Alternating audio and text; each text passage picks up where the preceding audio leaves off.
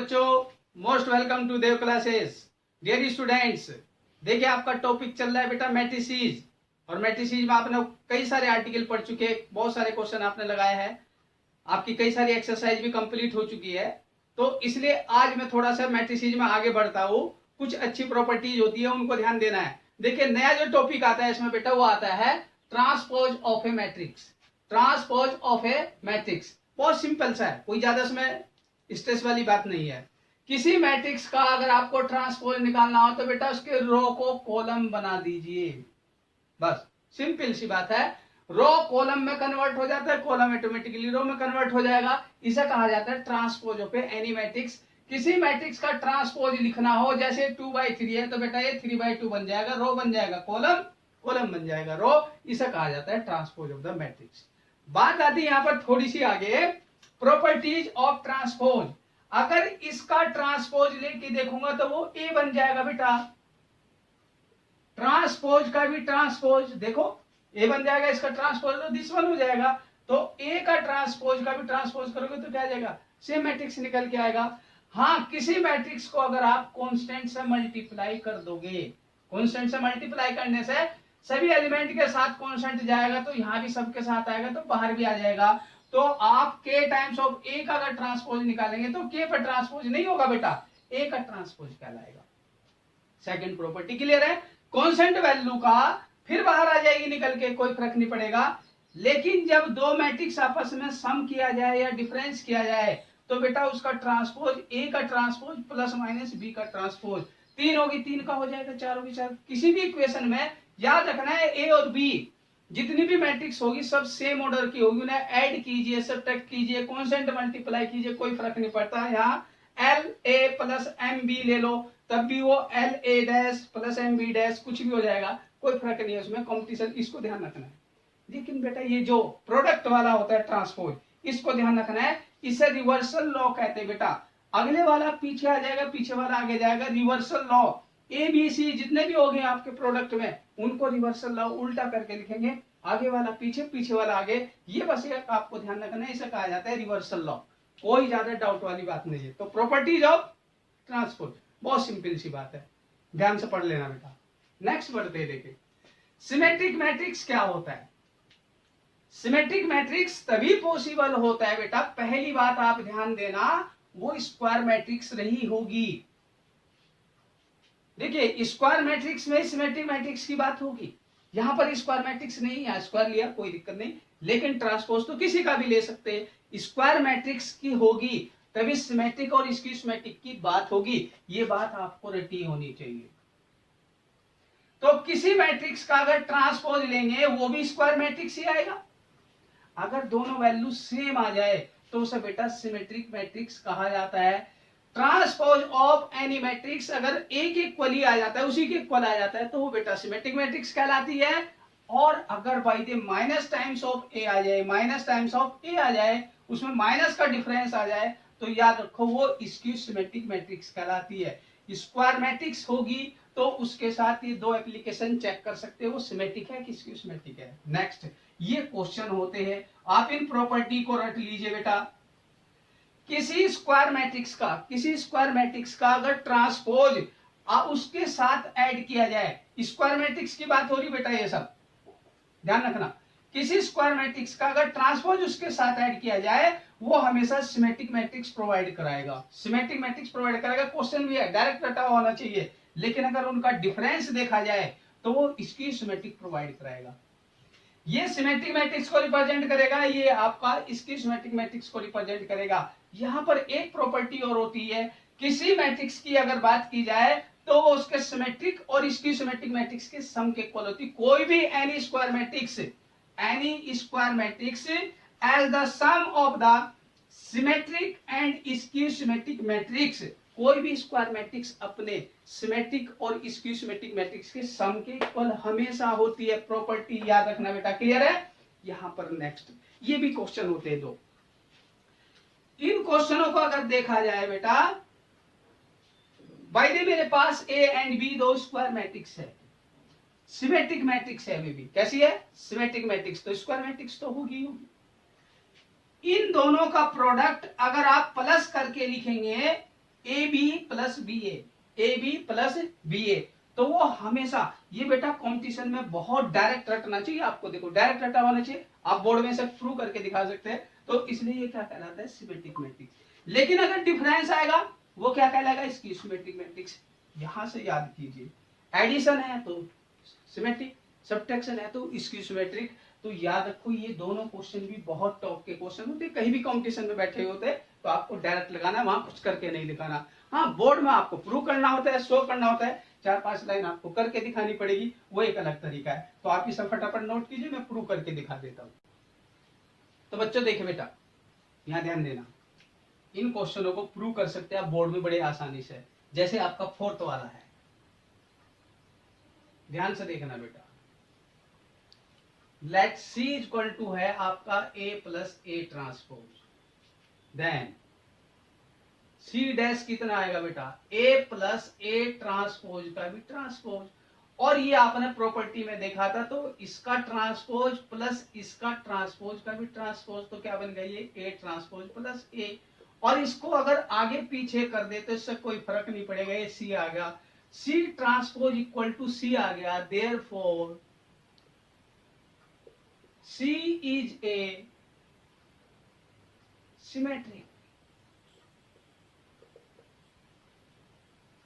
कोई प्रॉब्लम नहीं, बहुत आसान सी बात है। सेकंड देख लो इसका, 5th वाला, let C is equal to A minus A transpose. होता क्या आपको दिस वन गिवन होता है, ये सी नहीं गिवन होता, वहां पर कहता है A plus A dash, A plus A dash so that is a symmetric matrix. तो आप उसे सी एज्यूम कर लीजिए, कोई भी मैट्रिक्स एज्यूम कीजिए। तो इस तरह से यहां पर तो गिवन है।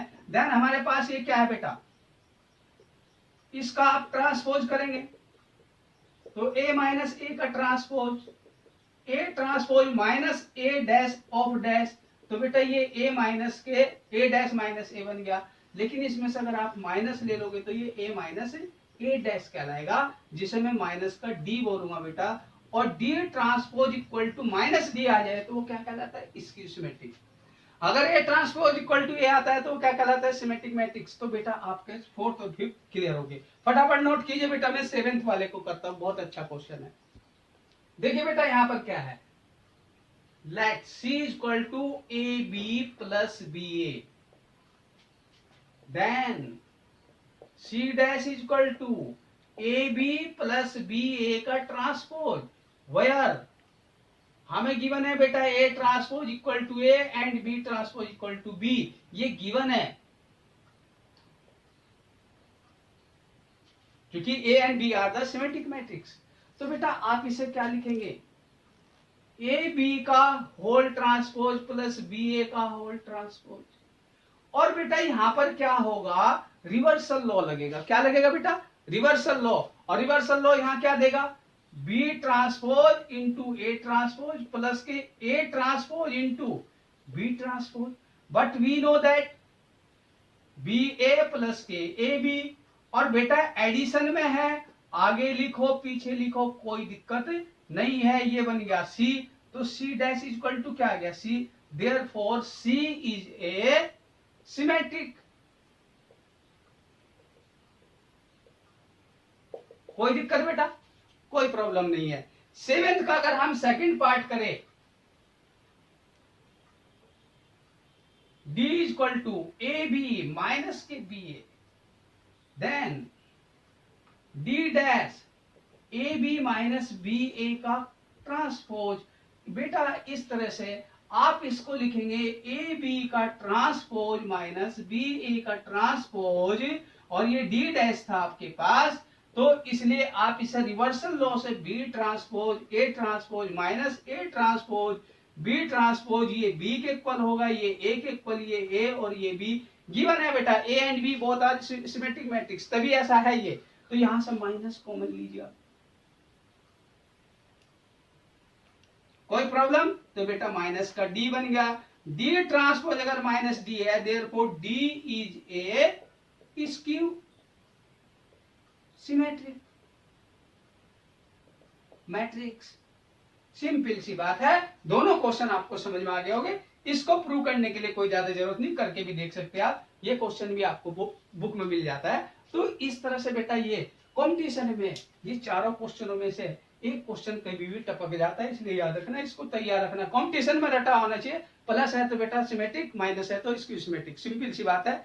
चारों क्वेश्चनों को अच्छी तरह से याद कर लीजिए, ये क्वेश्चन आपके लिए सिमेट्रिक, इसकी सिमेट्रिक पे बहुत अच्छे क्वेश्चन होते, याद कीजिए। इसके आगे बढ़ते फिर थोड़ा सा, जो आपका एक बहुत अच्छा पार्ट आएगा, फटाफटी से नोट कीजिए। हाँ तो बच्चों देखो यहाँ पर मैट्रिक्स में कुछ नया शुरू करते हैं। इसमें नया क्या होता है देखो, उस बात को समझना, बहुत ही बढ़िया इंपॉर्टेंट आर्टिकल है। अब तो आपको ध्यान देना है यहाँ पर, ये वाला आर्टिकल तो शॉर्ट वाले क्वेश्चनों में आते हैं ये सब चीजें, तो देखो ध्यान देना यहाँ पर क्या है क्वेश्चन। देखो बेटे यहाँ क्वेश्चन से पहले आर्टिकल को समझना। इन्वर्टिबल मैट्रिक्स की बात होती है। इन्वर्टिबल मैट्रिक्स मतलब किसी मैट्रिक्स का इनवर्स अगर पॉसिबल है, अगर किसी मैट्रिक्स का इनवर्स पॉसिबल है तो वो इन्वर्टिबल मैट्रिक्स कहलाती है। देखिए बेटा इन्वर्टिबल मैट्रिक्स का मतलब क्या होता है, किसी मैट्रिक्स का अगर इनवर्स पॉसिबल है तो वो क्या कहलाती है, इन्वर्टिबल मैट्रिक्स कहलाती है। क्लियर है। लेकिन याद रखने वाली बात होती है, इन्वर्टिबल मैट्रिक्स हमेशा स्क्वायर मैट्रिक्स होती है। कैसी मैट्रिक्स होती है बेटा, हमेशा स्क्वायर मैट्रिक्स। स्क्वायर मैट्रिक्स का ही इनवर्स पॉसिबल हो सकता है, इस बात को पहले ही याद रखना है। क्लियर है, ये फर्स्ट पॉइंट माइंड में होना चाहिए। Inverse matrix is only possible for a square matrix. Clear है, और वो इन्वर्टिबल होगी तो उसके लिए भी कुछ कंडीशंस होती है, याद रखना है इन बातों को। अगर मैट्रिक्स इन्वर्टिबल है तो उसमें क्या होता है, किसी मैट्रिक्स का उसके इनवर्स मैट्रिक्स के साथ हमेशा प्रोडक्ट बेटा आई के इक्वल आता है। A into A inverse always identity matrix of the given matrix. Clear है, तो बेटा याद रखना है, इनवर्स मैट्रिक्स हमेशा एक दूसरे के साथ मल्टीप्लाई करने के बाद आइडेंटिटी लॉ को फॉलो करती है, इसे कहा जाता है बेटा इनवर्स लॉ। क्लियर है, तो आपको ध्यान रखना है, अगर यहां पर ए और बी का प्रोडक्ट, किन्हीं दो मैट्रिक्स का प्रोडक्ट आइडेंटिटी मैट्रिक्स को रिप्रेजेंट कर रहा है तो वे दोनों आपस में एक दूसरे के इनवर्स मैट्रिक्स कहलाती है। जैसे यहां पर क्या है, A B equal to B A equal to, अगर आई आता है तो B is the inverse of A या A is the inverse of B, where A and B both are square matrix, where A and B both are square matrix of same order, square matrix of same order। तो इसलिए आपको ये बात यहाँ note कर लेनी, जो बातें मैंने कही उनको नोट कर लेना, पॉइंट्स बना देना। क्लियर है, ये square matrix of the same order होगी।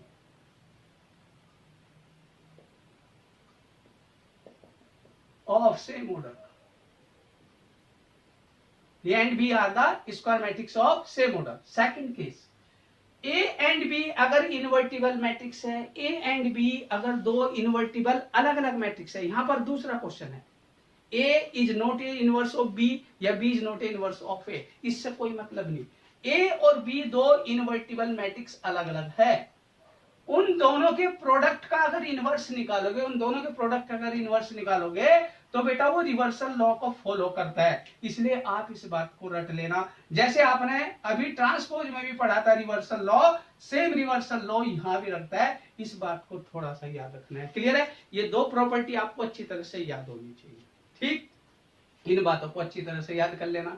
नेक्स्ट क्वेश्चन आता है बेटा, elementary operation of a matrix. Elementary operation of a matrix, ध्यान से देखना, ये क्वेश्चन बेटा एक बोर्ड में 100% वालों क्वेश्चनों में बैठा होता है, इसलिए थोड़ा सा इसे ध्यान रखना, एक क्वेश्चन श्योर आने की पॉसिबिलिटी रहती है हमेशा। देखो इसे कहा जाता है एलिमेंट्री ऑपरेशन। किसी मैट्रिक्स का इनवर्स अगर फाइंड करना हो बाय द एलिमेंट्री ऑपरेशन, बिल्कुल अलग मेथड है। तो बेटा इस बात को समझना है यहाँ पर वो कैसे किया जाता है। ट्रांसफॉर्मेशन यहाँ पर आता है, ट्रांसफॉर्मेशन का मतलब यहाँ पर इस क्वेश्चन से ही समझ लेते हैं हम, जब इस क्वेश्चन को करेंगे तो ट्रांसफॉर्मेशन भी समझ में आएगा। ट्रांसफॉर्मेशन का मतलब होता है किसी रो का रो के साथ कुछ एडजस्टमेंट किया जाता है, एडिशन कर सकते हैं, मल्टीप्लिकेशन किसी कांस्टेंट से कर सकते हैं, किसी रो को, किसी कॉलम को किसी कांस्टेंट से मल्टीप्लाई कर सकते हैं, या एक रो को दूसरी रो में सब्ट्रैक्ट कर सकते हैं, ऐड कर सकते हैं, दो कॉलम तीन कॉलम आपस में ऐड किए जा सकते हैं या सब्ट्रैक्ट किए जा सकते हैं। रो के साथ रो का ऑपरेशन लगाया जाता है, कॉलम के साथ कॉलम का ऑपरेशन लगाया जाता है, वो एलिमेंट्री ऑपरेशंस कहलाते हैं। क्या कहलाते हैं? रो का कॉलम के साथ कोई ऑपरेशन नहीं होता, कॉलम का रो के साथ कोई ऑपरेशन नहीं होता, इसलिए आपको ऑपरेशन को ध्यान से समझना है। मुझे इनवर्स फाइंड करना था। क्या फाइंड करना है बेटा? इनवर्स। जब कोई मैट्रिक्स स्क्वायर मैट्रिक्स गिवन होगी, इस क्वेश्चन को ध्यान से समझना, बहुत अच्छा निचोड़ है आज के लेक्चर का, बहुत अच्छा निचोड़ है बेटा, ऐसे ध्यान से देखना। मैट्रिक्स गिवन है दिस वन, हमें मालूम है बेटा ए अगर मैट्रिक्स है तो उस समय बेटा आई ऑफ ए, या फिर मैं इसे ए ऑफ आई इंटू भी लिख सकता हूं। देखो, अगर किसी मैट्रिक्स को आइडेंटिटी मैट्रिक्स के साथ मल्टीप्लाई करोगे तो वो एज इट इज एक इक्वल आंसर आता है। ये मल्टीप्लिकेशन रूल में मिल जाएगा आपको। जो प्रॉपर्टीज ऑफ मल्टीप्लिकेशन होता है वहां पर आपको लिखना है। देखो, वहां पर कॉम्यूटेटिव लॉ नहीं होता, एसोसिएटिव लॉ पॉसिबल हो सकता है, आइडेंटिटी लॉ होता है, एक इनवर्स लॉ होता है। तो आपको यहाँ पर ये दो लॉ हमेशा याद रखने, A into A inverse equal to A inverse into A equal to I, ये आइडेंटिटी लॉ कहलाता है। और ये बेटा inverse law, law of multiplication, inverse law of multiplication, identity law of multiplication, ये दोनों का यूज करना है। यहाँ पर ध्यान देना बेटा। करना क्या था, मेरे पास ए गिवन है तो मैं इसे ए को आई और इंटू ए लिख सकता हूं, लिख सकता हूं कि नहीं, कोई डाउट नहीं। तो ए मैट्रिक्स मेरे पास है बेटा 0 1 2 1 2 3 और 3 1 1, और आई क्या है आपको मालूम है।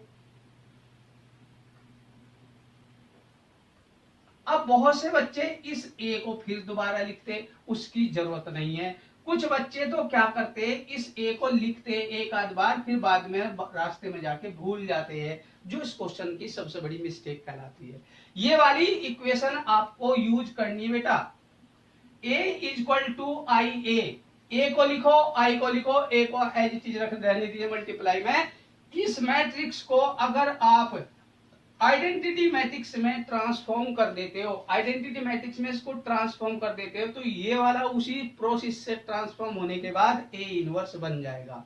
इसको ध्यान रखना है। अगर ए को आप इसे किसी तरह से ट्रांसफॉर्म करके आई बना दीजिए तो ये उसी तरह से ट्रांसफॉर्म होने के बाद ए इनवर्स बन जाएगा। ये बात आप थोड़ा सा माइंड में सेट कर लीजिए बेटा।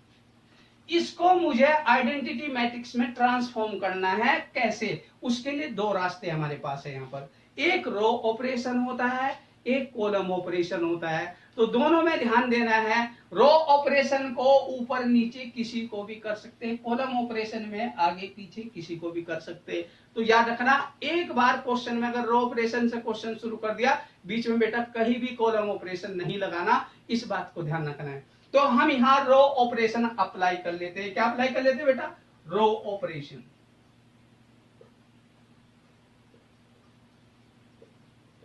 किसी को कोई डाउट नहीं होना चाहिए। अगर आप रो ऑपरेशन से कर सकते हो तो कॉलम ऑपरेशन से भी कर सकते हो, वो दूसरा क्वेश्चन यही सेम बन जाएगा, ठीक है ना। अब बेटा इसके साथ क्या अप्लाई किया जाए, देखिए ध्यान से। मेरे को यहाँ पर 0 नहीं चाहिए, आइडेंटिटी मैट्रिक्स में 1 होता है। यहाँ क्या होता है? 1। तो मुझे यहाँ 1 चाहिए किसी तरह से। तो अप्लाई क्या कर लेता हूं बेटा, R2 को R1 के साथ इंटरचेंज कर देता हूं, दिस यहां पर और दिस यहां पर। तो ये क्या हो जाएगा?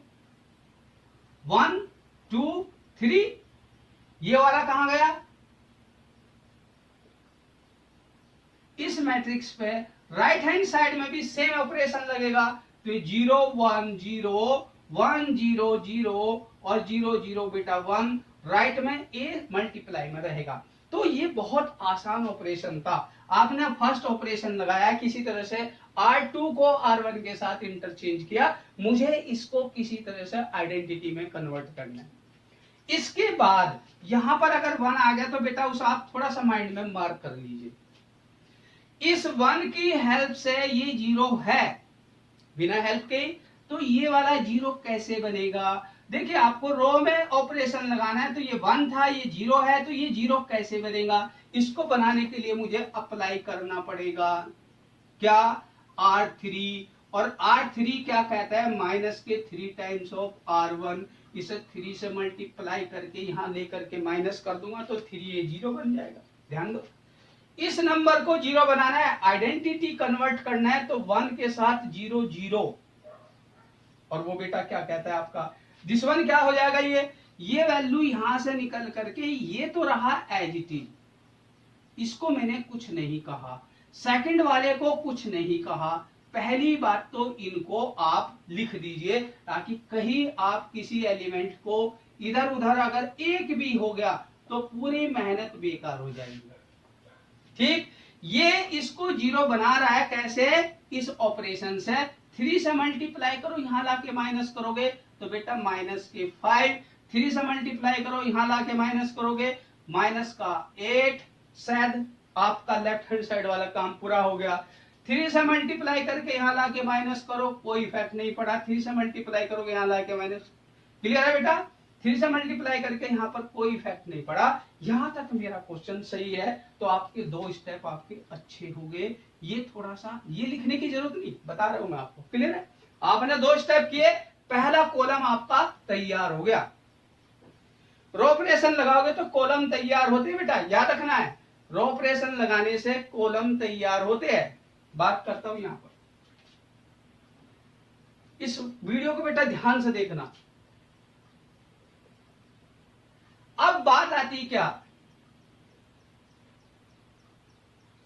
मेरे पास सेकंड कॉलम के अंदर 1 है, अगर यहां 1 ना होता, अगर यहां 1 ना होता, मुझे पहले इसको 1 बनाना पड़ेगा। देखिए बेटा, ये बनने के बाद यहां पर इस पर ध्यान देना है, इसके लिए मुझे यहां पर 1 चाहिए था, 1 है, कोई प्रॉब्लम नहीं है, पहले 1 चाहिए, 1 है। इस 1 की हेल्प से इसको 0 कैसे बनाओगे, इस 1 की हेल्प से इसे 0 कैसे बनाओगे। देखिए ये 1 इसे 0 बना सकता है, अगर आप इसे 2 से मल्टीप्लाई करके माइनस कर देते हैं, ये 1 इसको 0 बना सकता है, अगर इसे 5 से मल्टीप्लाई करके यहां ऐड कर देते हैं। तो देखिए बेटा हुआ क्या, फर्स्ट रो के अंदर आपको ले जाना पड़ेगा R1 माइनस के 2 times of R2, R1 minus के 2 times of R2 and R3 के साथ R3 माइनस की जगह प्लस लगेगा 5 टाइम्स ऑफ R2, इसे 5 से मल्टीप्लाई करो, यहां लाके ऐड करो। ये बात अगर आपको क्लियर हो रही है तो बेटा प्लस माइनस सबको आती है, एक बार नहीं तो 2 बार में क्वेश्चन, जब आप पहले ट्राई करते तो क्वेश्चन हो जाता है। ये आया कहां से, इस 1 की हेल्प से ये 0 बनाने थे, क्योंकि मुझे सेकंड कॉलम तैयार करना है। 1 0 0 1 0 0 हो गया था काम, ठीक। इससे क्या बना, देखिए बेटा, अगर आप इसको यहां लाके, पहली बात तो जो आपको कुछ नहीं करना था वो तो एज इट इज रहा, इसको लिख लीजिए। कुछ बच्चे यहां गलती करते हैं, इसलिए मैं पहले बताता हूं, इसको आप पहले लिख लीजिए, क्योंकि कहीं ऐसा ना हो कि कहीं मिस्टेक हो जाए। अब इसकी हेल्प से ऊपर जाना था, तो ऊपर जाकर के 1 पे तो कोई फर्क नहीं पड़ रहा है, लेकिन ये 2 वाला 0 हो गया था। 2 टाइम्स ऑफ 2 करूंगा तो 4 हो जाएगा, 3 में से जाएगा तो ये -1 हो जाएगा। देखिए क्लियर है, अगर आप इसको 5 से मल्टीप्लाई करके नीचे लाके ऐड करते तो ये 0, बेटा 5 से मल्टीप्लाई करके यहां ऐड करूंगा तो ये 0, 5 से मल्टीप्लाई करके यहां ऐड करूंगा तो ये देगा 2, क्योंकि 10 प्लस का -8, तो वहां क्या बनेगा 2। ये नंबर 2 से मल्टीप्लाई होकर के ऊपर जाकर के क्या हो रहा था, सब्ट्रैक्ट होगा तो ये देगा -2। 0 को वहां से 1 में से माइनस करूंगा, कोई फर्क नहीं पड़ेगा, 0 में से 0 जाएगा, कोई फर्क नहीं पड़ा। लेकिन 1 को इधर लाके 5 टाइम्स बन जाएगा, क्या बन जाएगा 5 टाइम्स। 0 को 5 से मल्टीप्लाई करूंगा, इधर लाके कोई फर्क नहीं पड़ा 0 को, तो ये 1 एज इट इज रहा। तो मेरा काम, अब मेरे पास 2 कॉलम तैयार हो गए। यहां से आके बच्चे फंस जाते हैं, 2 कॉलम तैयार हो गए बेटा आपके। अब बात करनी मुझे थर्ड कॉलम की। थर्ड कॉलम क्या है, 1 0 0। बात को ध्यान देना, बच्चे क्या करते हैं, यहाँ पर इस बात को थोड़ा ध्यान से समझना, इस वाले को यहाँ लाके ऐड कर देते हैं। अगर ये यहाँ ला करके इसको 1 बना देगा तो ये वाला नंबर नीचे उतर आएगा, सारा बना खेल बिगड़ जाएगा। इसको मुझे 1 बनाना है, न कि इन दोनों की हेल्प यहाँ ले सकता, अब नहीं ले सकता। इसकी हेल्प से ऊपर वाले 2 जीरो बनाने थे, ये 1 होना चाहिए। इस 1 को अगर करना है तो आप यहां पर देखिए बेटा, नया स्टेप अप्लाई करूंगा मैं, R3 के साथ इसे हाफ से मल्टीप्लाई कर दिया पूरे रो को, ऑपरेशन रो ही चलेगा, कॉलम नहीं लगा सकते। दूसरी बात, तो ये क्या बन गया बेटा आपके पास 1 0 -1 0 1 और 2, ये 0 0 और 1 बचेगा। ये वैल्यू क्या देगा, 2 में कोई फर्क नहीं पड़ा,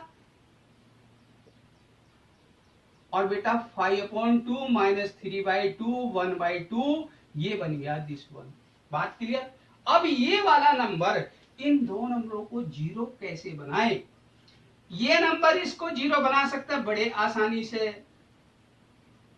कैसे, R1 को चाहिए प्लस का R3, ये जीरो कैसे बने, इसकी हेल्प से सिंपल सी बात है, दिस के साथ ऐड हो जाए, एंड R2 वाला, ये 2 कैसे जीरो बने, R2 माइनस के 2 टाइम्स ऑफ R3, इसको 2 टाइम्स करके माइनस कर दो। अगर ये काम आपने पूरा कर दिया, आपका आंसर आ गया। बस सिंपल सी बात है, ये ऑपरेशन लगाना था। तो ये आपके पास देखिए बेटा, इसको तो रहा 1 ही, क्योंकि आप इसे ला करके यहां ऐड करेंगे कोई फर्क नहीं पड़ रहा, जीरो, ये क्या हो जाएगा, ये भी जीरो हो गया।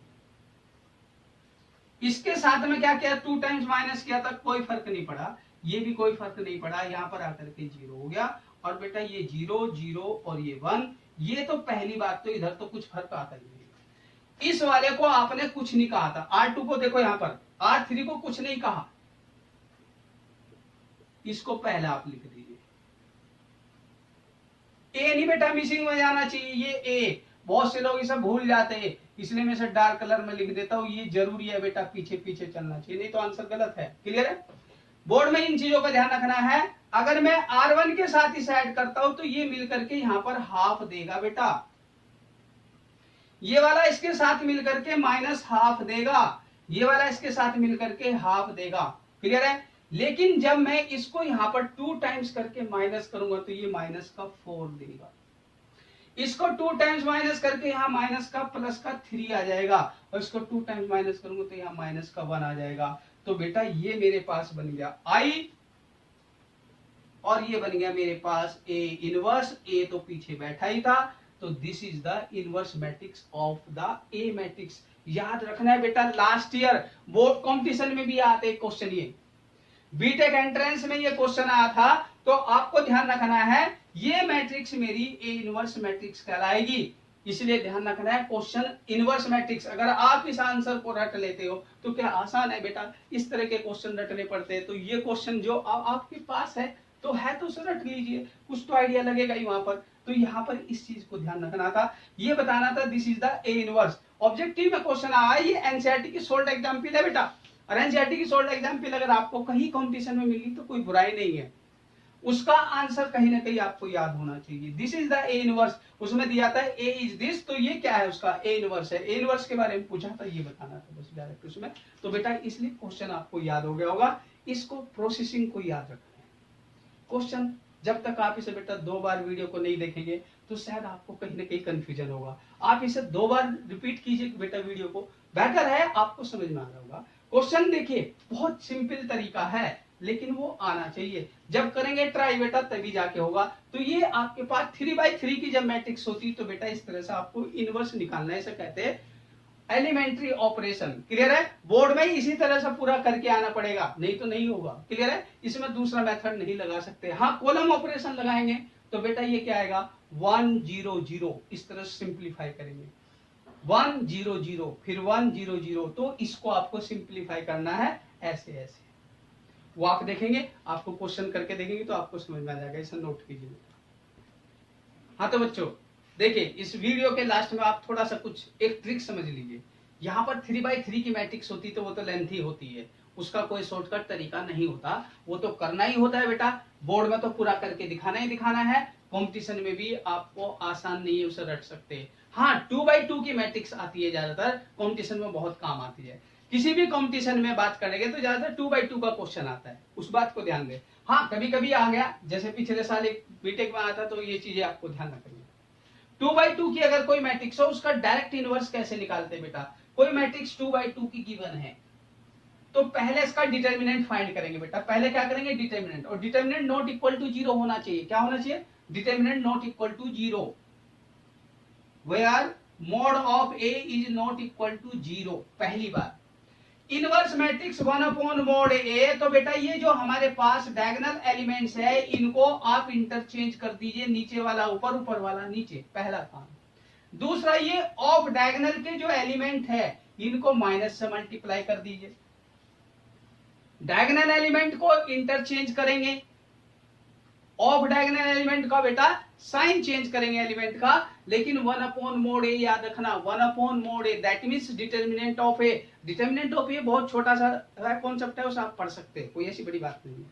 देखिए, अगर मैं इसका देखो इनवर्स फाइंड करता हूं, ए मैट्रिक्स गिवन है मुझे, ए इनवर्स अगर इसका फाइंड करता हूं 4 माइनस के 3 तो 1/1, ये मेरा मोड ए आ गया 1/1। क्लियर है? तो बेटा आप इस 2 को ऊपर ले जाएंगे, कोई फर्क नहीं पड़ा, लेकिन इसका साइन चेंज करेंगे। क्लियर है? अगर हां ये एलिमेंट इस तरह से होता, इफ ए इक्वल टू 1 3 1 4, तो बेटा क्या होता मेरा ए इनवर्स? देखो मोड ए की वैल्यू फिर 1 आती, तो 1/1, ये 4 ये 1 यहां हो गया, लेकिन इसे -1 इसे -3 बोल दूंगा, कोई प्रॉब्लम नहीं है। तो बेटा याद रखना है, इनवर्स निकालना है तो आपको डायगोनल एलिमेंट का इंटरचेंज करना है और बेटा ऑफ डायगोनल एलिमेंट का साइन बदलना है, लेकिन 1/mod ए याद रखना है, 1/mod ए, और mod A is not equal to 0। ये शॉर्टकट तरीका, आपको ट्रिक्स याद होनी चाहिए। 2/2 की मैट्रिक्स आती है, बहुत परेशान करती है, जैसे आपको दे दिया, ए दे दिया, बी दे दिया और प्रूव करवा लेता है दिस वन, तो आप इसे शॉर्टकट तरीके से बता सकते हैं ऐसे। तो इस तरह से आपको ये बताना होगा। तो ए इनवर्स बी इनवर्स का प्रोडक्ट अगर पूछ लेता है तो आप डायरेक्ट ये भी निकाल सकते हैं, तो आप ए बी का प्रोडक्ट न करें, इनवर्स निकाल लो, उन दोनों का प्रोडक्ट कर दिए, इनवर्स डायरेक्ट आ जाएगा। आपको ए गिवन होगा, बी गिवन होगा 2/2 का, तो आप ये इनवर्स डायरेक्ट लिख दोगे, तो बेटा इन दोनों का प्रोडक्ट कर लीजिए, इसका पूरे का आंसर डायरेक्ट आ जाएगा। क्लियर है? तो इस तरह से आपको क्वेश्चन आने चाहिए, तो इसको नोट कर लीजिए, कहीं कोई प्रॉब्लम नहीं आएगी बेटा। इस लेक्चर को 2 बार आप रिपीट करके देख लेना, तो कहीं भी आपको कभी भी लाइफ में प्रॉब्लम नहीं आएगी, इसलिए आप लोग ध्यान रखना। ये लेक्चर बेटा इंपॉर्टेंट होते, मैट्रिक्स के बहुत अच्छे अच्छे पार्ट होते, इन्हें तैयार कर लेना। Thanks dear students. एक टॉपिक छोटा सा और रह गया, उसके बारे में डिस्कस भी कर सकते हैं या खुद भी कर सकते हैं आप। एक आता है मैथमेटिकल इंडक्शन प्रूव करने के लिए, एक क्वेश्चन मैथमेटिकल इंडक्शन का आता है, उसके लिए भी मैं 1-2 क्वेश्चन आपको नेक्स्ट वीडियो में बता दूंगा बेटा। यहाँ पर इस लेक्चर को आप इतना कंप्लीट कर लीजिए, नेक्स्ट वीडियो में मैं उसे मैथमेटिकल इंडक्शन का क्वेश्चन करके दिखा दूंगा। Thanks to everyone.